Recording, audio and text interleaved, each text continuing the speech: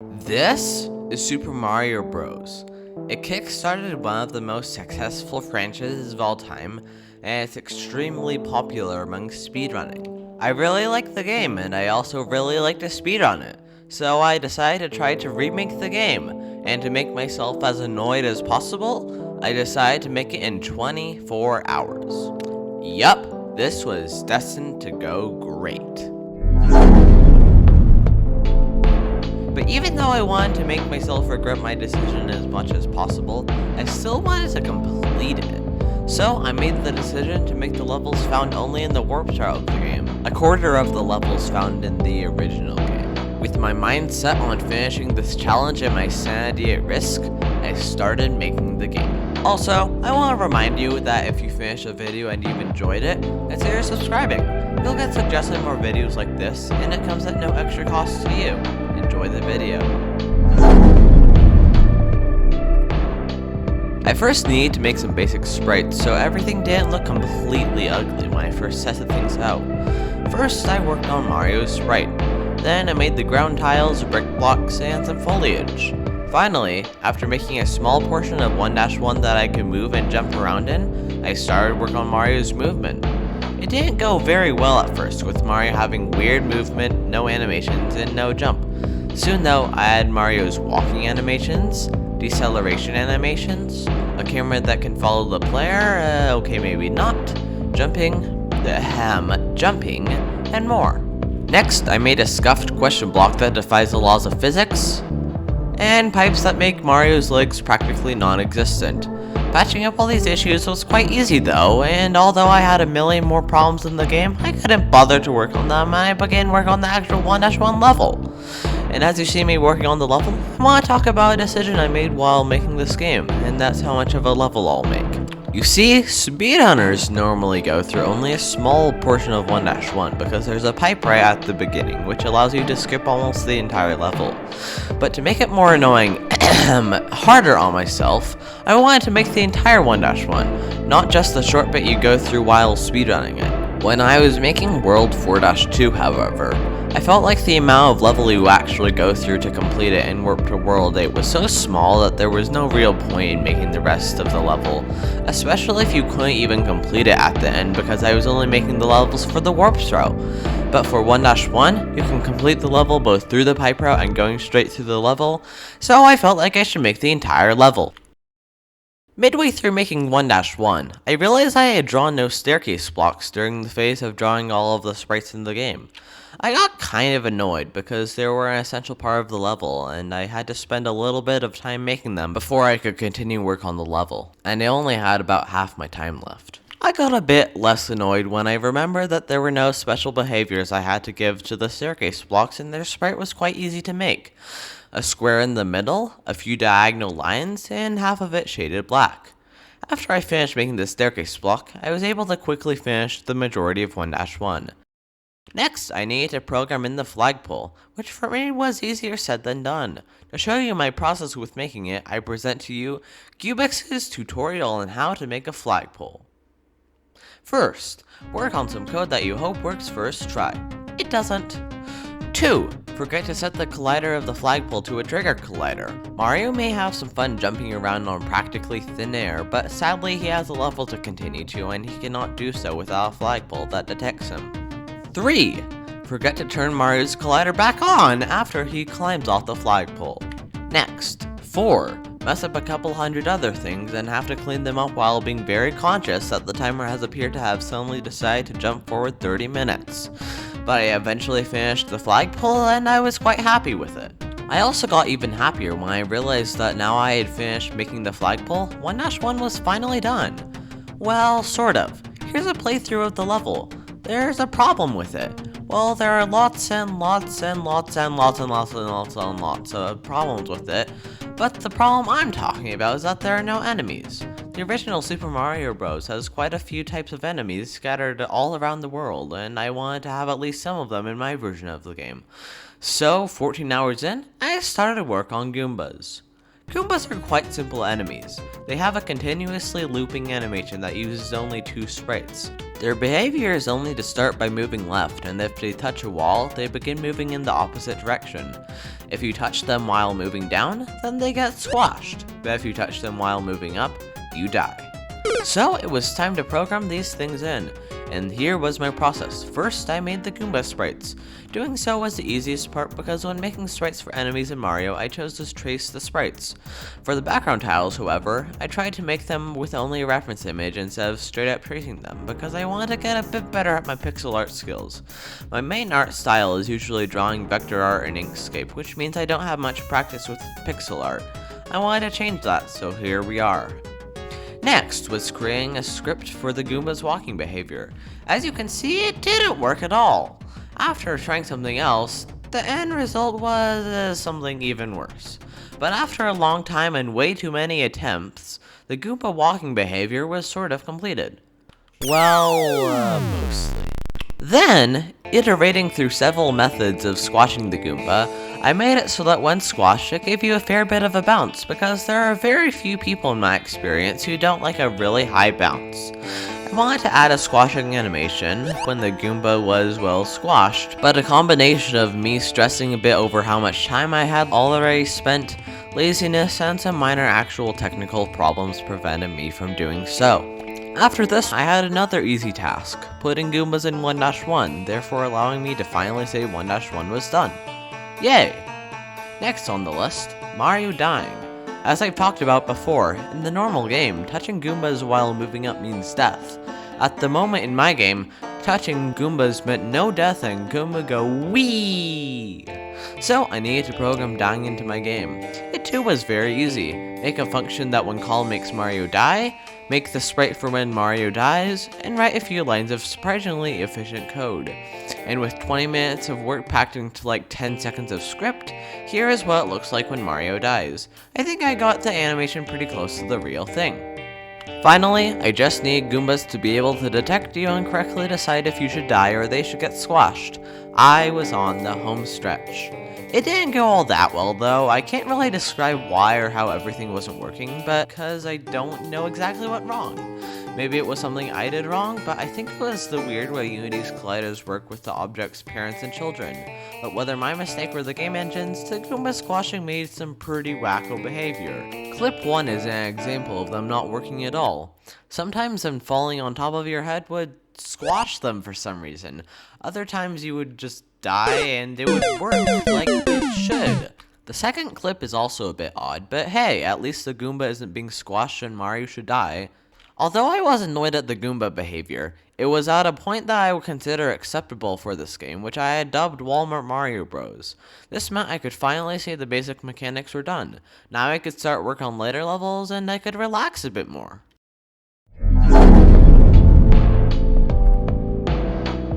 I was 16.5 hours into making this monstrosity of a game, and finally I could start making other levels than 1-1. This was probably the most fun part of making the game, because it was pretty easy to copy all of the blocks from an image on the Mario wiki to my game, but it required just the right amount of decision making so that I didn't get super bored with it quickly.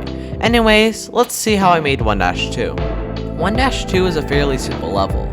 You start with a row of question blocks, have some stacked staircase blocks you have to parkour across, and then you have a weird formation of bricks and some coins on top of it. Then there's a tight jump in another weird formation of bricks and some enemies shortly after. Making the level was going very smoothly until I encountered the section with the elevator platforms. I had completely forgotten to implement elevator platforms into the game because there were none needed for World 1-1, so I needed to add them into the game without wasting too much time. As always with making things in this game, the first step was extremely easy, drawing the sprite for the elevator platform. Next, I made the animation for the platform going up and down. So far, so good. Then I just needed to make the game consider them as ground so you could jump on them, and finally to make a script that makes you move along with them so that when you're standing on top of them, weird things don't happen. And here are the totally not rushed and buggy elevator platforms. The last part, I needed to finish the level were the warp pipes that you go through at the end of the level to warp to World 4. You can't go through the pipe at the end that normally goes to World 1-3 because I'm not making 1-3. But as for the warp pipes that you can go through, all 3 of them go to World 4-1. You're welcome. Now on to 4-1. I really don't have anything to say about this one. I just started building it, decided to not do Lakitu due to time constraints, and finished building it. Simple as that. Next, 4-2. I talked about this earlier in the video, but 4-2 required a lot of decision making on my part. I had some choices. I could make the entire level, most of which would be useless to go through because the warp zone is right at the beginning, or I could just make the part of the level you go through in the warp route, which is a tiny fraction of the entire level. I ended up deciding to only make the small bit of the level, because otherwise if you scroll the screen past the warp zone, you won't be able to complete the level. The reason for this is that the screen can't scroll backwards, just like in the original game. If you went past the place that allows you to go into the warp zone, you'd be soft locked and you'd have to reset the game. After making that choice, I had another dilemma ahead of me. In Super Mario Bros, you are supposed to enter the warp zone through a vine at the beginning of the level. However, by doing some frame-perfect witchcraftery to put yourself further to the right side of the screen, you can go to the warp zone through a pipe instead of the vine. Although this pipe takes longer to get to and the setup to move farther to the right side of the screen takes longer than simply running straight to the vine, it saves time because when you enter the warp zone through a vine, it plays a long animation before you can take control of Mario. When entering it through a pipe, however, you take control of Mario immediately after the warp zone appears on the screen. Now I don't want to have to implement vines, because as this challenge has told me time and time again, even adding simple things later in the game can cost you a lot of time and they tend to just not be worth the effort and the time loss. I also wanted to make it so that you could do the so-called wrong warp anyway. So I had an excuse to just leave out the vine and instead have the pipe always take you to the warp zone. In the warp zone itself, I made something completely different to the warp zone than the original game because I didn't want to have to make the mushroom blocks that are in it. However, I did something similar in the style with some platforms and a lot of coins. Then I made the warp zone at the end, again with all the pipes going to World 8. And in just 3.5 short hours, I finished making World 1 and World 4. And now on to World 8, the last world of the game, featuring long levels, confusing mazes, and tough sections. I next had to make World 8-1. I wasn't excited for it one bit. I really wasn't looking forward to it because 8-1 is the longest level in the game. I was especially annoyed because I had just made 4-2 the shortest level in the game. The nice thing was that 8-1 is a fairly straightforward level to make. There weren't any real decisions I had to make with it because there wasn't really anything special about it. It's just a straightforward linear level with a lot of tight jumps, inconveniently placed enemies, and other things that make it a very hard level to speedrun without any mistakes. I however finished the level much quicker than I expected, with it only taking it just over 30 minutes. I guess that although 8-1 is the longest level in the game, it still takes less than a minute to run through when making no mistakes, so I guess it isn't too long. It's actually quite quick when speedrunning it. I did a few runs through it and I got a time of something like 50 seconds. It had its fair share of slowdowns too, so it could be improved upon quite a bit. But as I'm dedicating a specific section of the video to speedrunning, I don't want to talk about it right now too much. On to World 8-2. It's also a fairly long level, though not nearly as long as 8-1. All of the levels in World 8 are quite long, especially compared to the levels I was making that were in World 1 and 4. So the majority of making World 8 was just placing all the blocks and enemies and getting a bit bored of doing so. There weren't many decisions to make because I only had about 4 hours left and finishing all the levels had a higher priority than adding Buzzy Beetles and Bullet Bills. 8-2 along with 4-1 has Lakitu at the start of the level. I considered adding him in when I was making this level, but then I decided that there was not really any point to putting him in because he only appears in the level for the first tiny bit. 8-2 is also the first level in the warp start to include bullet bills, but they, like a lot of other things in the game that I skipped, will have been too much work to program in, which also unfortunately means there's no bullet bill glitch. 8-2 is also the only level in the game that I haven't been able to get a very good speedrun out for it. Again, I'll talk about this more in the speedrunning section of the video, but I haven't been able to get through the first part of the level without slowing down as of right now. There's a decent chance that with a ton of precision and using a couple of glitches you could perfectly do it, but as for now, I can't figure out how. After this section it's decently hard, but it's possible to go through it without slowing down with enough practice and knowing how to use certain glitches to your advantage. After finishing 8-2, I saw that I had 4 hours left, but only 2 levels to make. I was pretty satisfied with that because that meant I could have plenty of time to finish the last 2 levels and then to fix some game-breaking glitches. Even with my abysmal time management skills, I would be able to fix everything with time to spare. At least, I hope that would be the case, but I had a pretty good guess. A-3 is a short and very easy to recreate level, and it took way less than the 2 hours I had allocated for making this level. It only took about 30 minutes, although I didn't make the castle wall sprites that are in the original game. I did something very close to the real thing, however, but without making any new sprites for the castle walls. I instead just reused the brick sprite that I had already made. All I needed was to add a new tile with the same sprite as the normal brick blocks, but remove the collision from the tile, and I think it worked out pretty well. I also didn't add any Hammer Brothers, but to be honest, that's something I'm happy I did, because Hammer Brothers are one of the most annoying enemies I have ever experienced in a video game. Sometimes you can't run past them without dying, no matter what you try to do. This is something I very much don't like, and I probably would have added Hammer Brothers anyway if I had no time constraints, because they're just so annoying. A-3 is definitely a level where I died to most of the randomness. It may just be me, but I really don't like A-3 in the original game. Anyway though, I finished A-3, and it was the easiest level to make for World 8 because it was quite short. But now it was time for the final level in the game, A-4, which is quite the opposite of short and straightforward. It's a maze level where you have to go through the right pipes to continue to the next parts of the level. If you go down the wrong pipe, however, you get sent back to the beginning of the level, and you have to try and find a new path that allows you to advance to the next section in the level.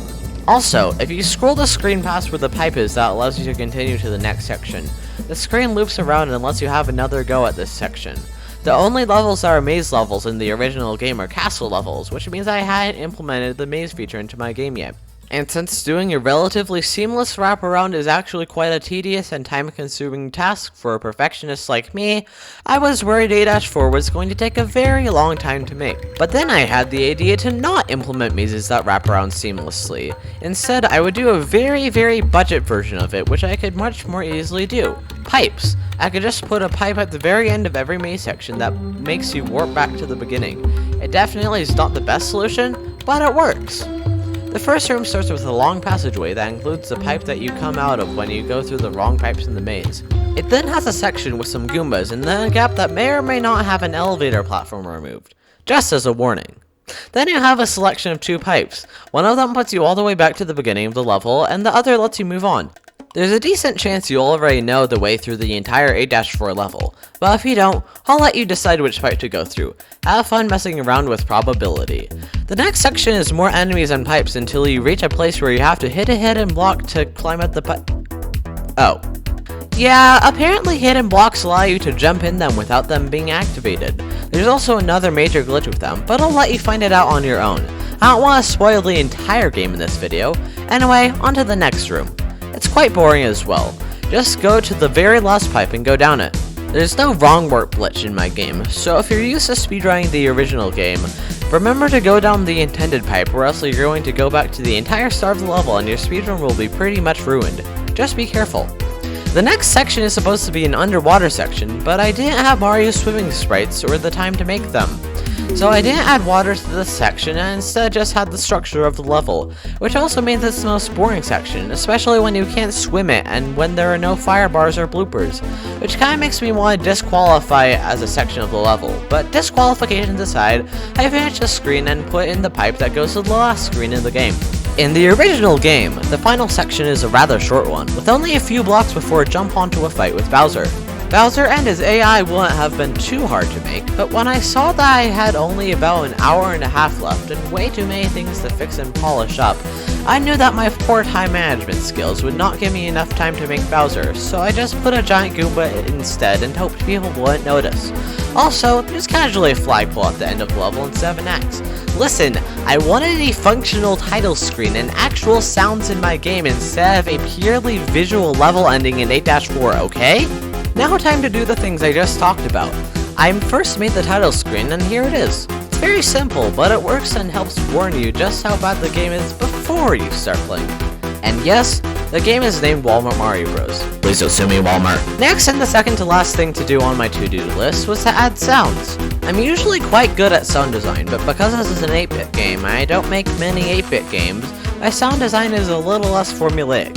Okay, it's literally just pressing a few buttons on BFXR and then pressing randomize and hoping to have something that sounds like I want.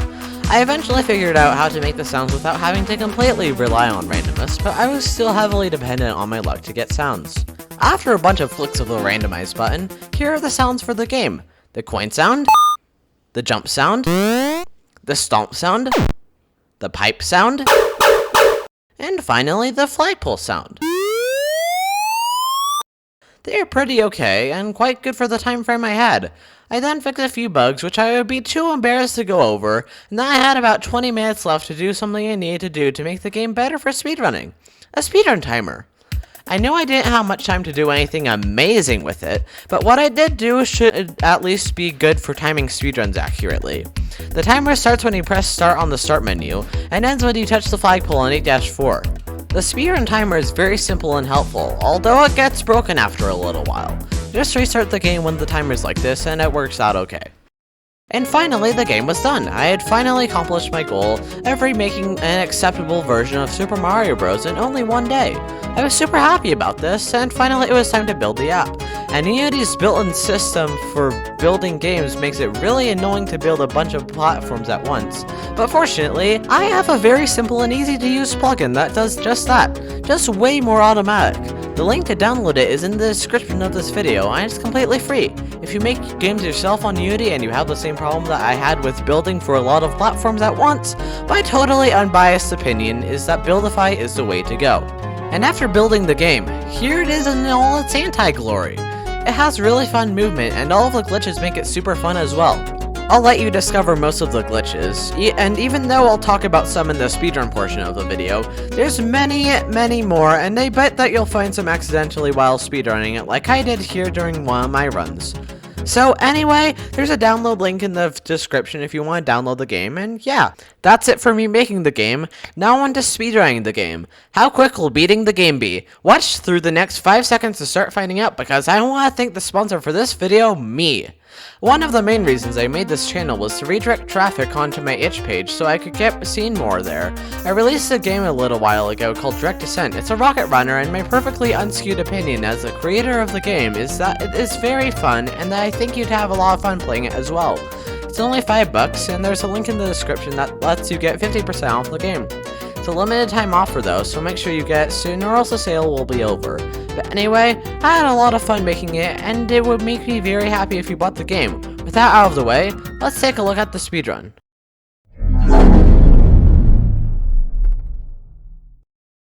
Alright, so this is one of the speedruns of the game that I recorded. It has quite a few mistakes because I haven't been practicing this game too much, but I would say it's an acceptable time.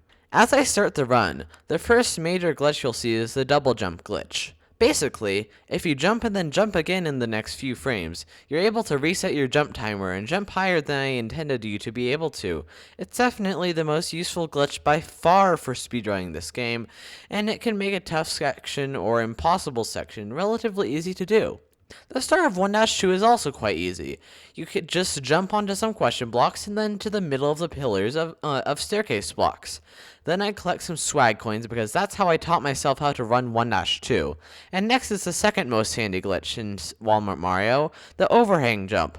It allows you to easily complete this section here, which would be much more difficult and precise to do otherwise. The way the glitch works is that I forgot to reset your jump when hitting blocks from the bottom. So once you come out from under the blocks, your jump resumes immediately. After jumping into the section that lets me go to the warp zone, I ran across the roof of the area, allowing me to go into the warp zone and warp directly to World 4. And that's it for World 1. It's fairly easy and short, but I still enjoy it. Now on to World 4. World 4-1 is honestly quite boring, and it's just me running, and I'll cut most of it out. The only challenge of the level is the staircase, which as far as I know cannot be double jumped all the way over.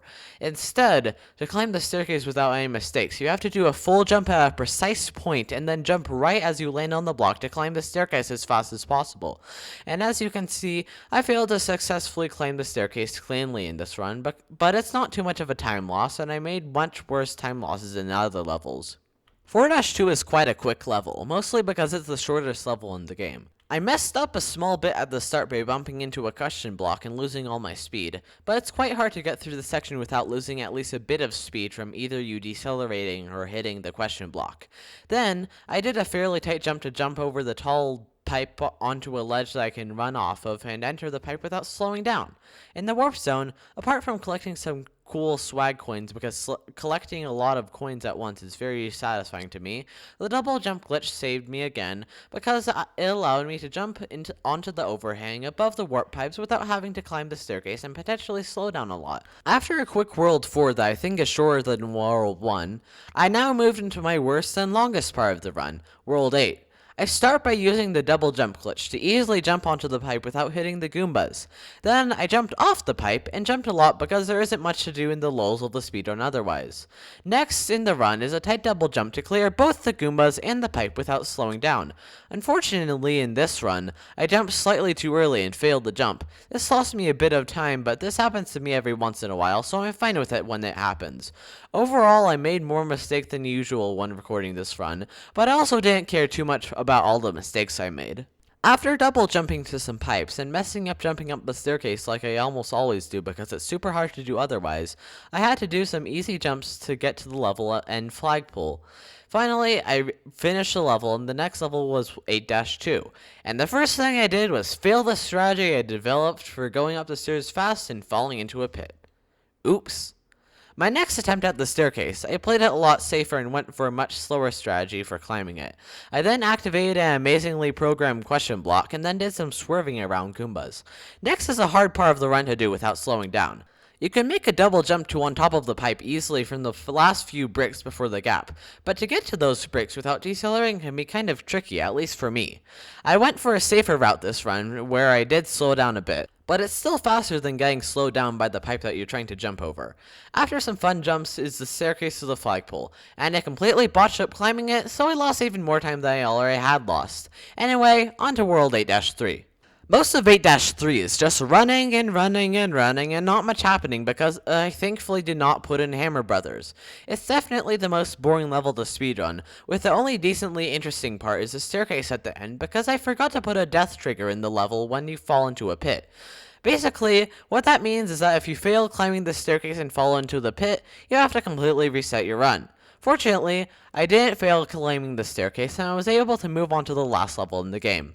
And I started off completely perfectly. You see, what I was doing was manipulating memory address FA31 so I could get better. Dying at the start of the level aside, I ran through the first section pretty cleanly, except for when I tried to enter the pipe to get me into the next section. After parkouring on the pipes to avoid the Goombas and reaching the point where you're supposed to activate the question block to get into the pipe, I used yet another glitch that I've talked about before in this video. I forgot to make it so that you can't jump on question blocks when they're not activated, so Mario here is able to get into the pipe without activating the question block. However, I strongly suggest you hit the question block at least once to see what happens. It's certainly not intended behavior. Next, I got into the pipe that takes me to the section that's supposed to be filled with water, but had a lake and all of it drained out, and on to the last part of the level. After jumping over the lone Goomba, preventing me from reaching the wannabe final boss of the game, I squashed said wannabe final boss and reached a flagpole. It's a pretty decent time of 5:21, although I bet I could beat the game in less than 5 minutes with a lot of practice and time which I don't have. And yeah, that's the run. I really enjoyed playing and making the game, and I'll hope you'll also have fun doing so. But that's it for me. Remember to leave a like and subscribe if you liked the video. I also wouldn't mind a funny or witty comment about this game, so feel free to make one. I'd like to thank you guys for watching, and I'll see you in the next video. Bye!